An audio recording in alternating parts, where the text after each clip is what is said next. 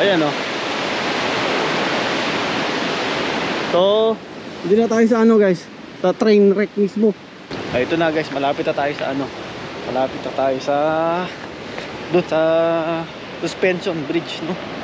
At talagang medyo yun na lang natin itong daan na to at sobrang tarik naman. Train wreck, no? Ang loob. Grabe. Sira talaga, no? Tapos talagang ano, talagang nila ng ano, ng binandal na, no? Tsaka doon, meron pa doon, no? So yun pala. So nagdire-diretso papunta doon yung ano, galing doon, tapos pababa rito. So yun pala.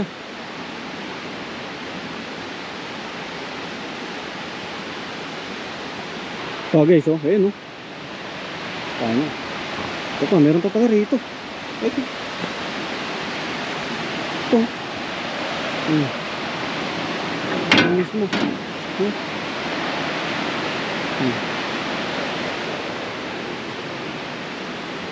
Diba?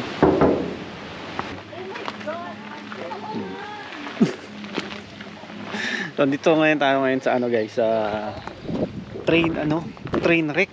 Yan. Which is itong makikita natin dito guys. Itong ganito. Yan, tapos ito, suspension bridge din. Yan. So isa rin to guys sa ano, isa rin to guys sa talagang pinupuntahan dito guys sa Whistler, no? Isa rin to. So train wreck.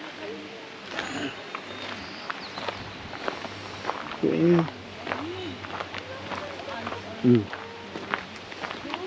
Oh. Merong ano pala rito. Bear, no? So literal guys na merong nga talagang ano rito. Bear. Kasi kung nakita nyo kanina, may mga ano doon, may mga bakas ng ano, ng paa o kamay ng bear, no? Meron nga rito. Tignan nyo naman, no? Gubat talaga.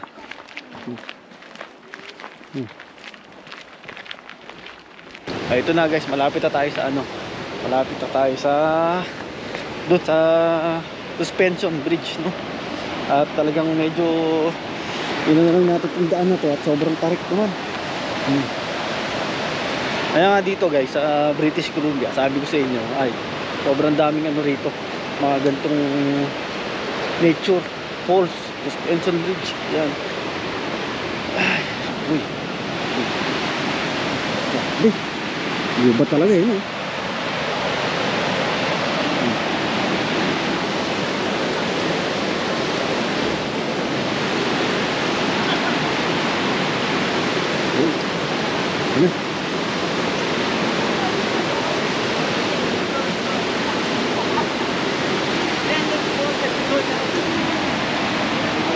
Oh, dahan-dahan ha?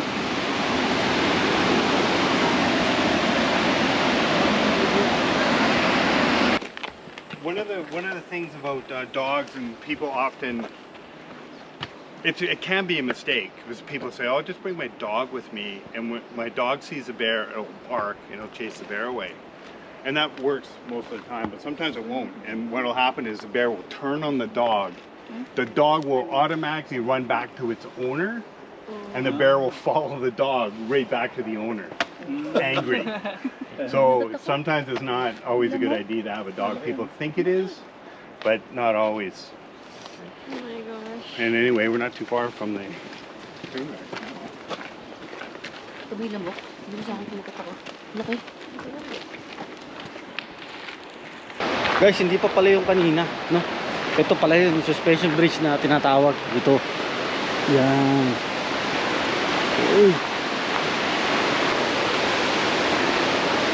Pero malawak kasi yung ano eh. Yung Kapilano. Pero, Malawak po yun eh.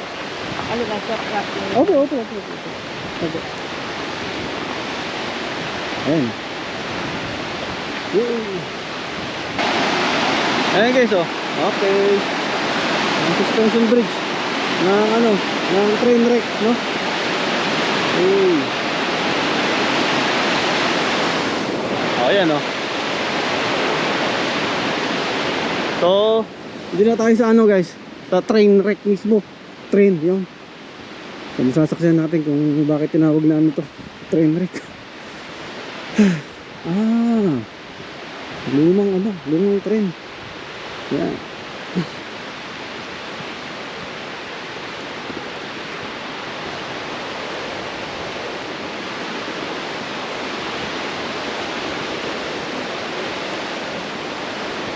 Yung pala yun. Yun.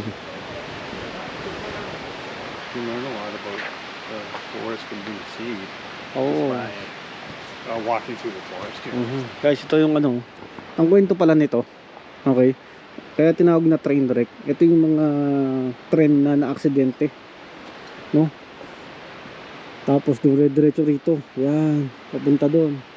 Kaya pala tinawag na train wreck, no? Ito ni Lobo. Grabe. Sira talaga, no? Tapos talagang nila ng ng binandal na, no? Tsaka doon, meron pa doon, no? So, yun pala. So, nagdire-diretso papunta doon yung galing doon, tapos pababa rito. Kaya, tignan nyo yung tignan nyo yung nangyari sa na to. Train na to, no? Kasag, oh.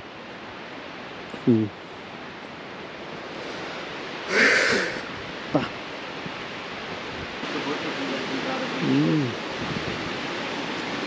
Ito pala. 5 of derailed boxcars were salvageable, but the remaining 7 were too damaged to save. Those 7 boxcars were stripped of useful materials and dragged out of the way here, which was the quickest way to get trains back on the schedule. Ayun pala.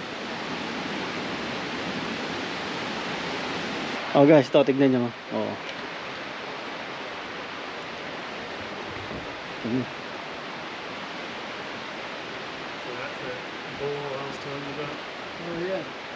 So that's where that center of that truck set is, and that's where the center pin goes. That's all that pretty much holds it together. Sorry. And this is your brake now.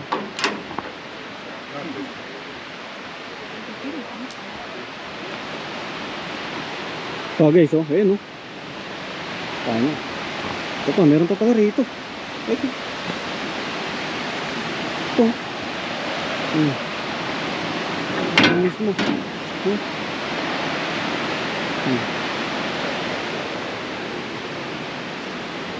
Diba?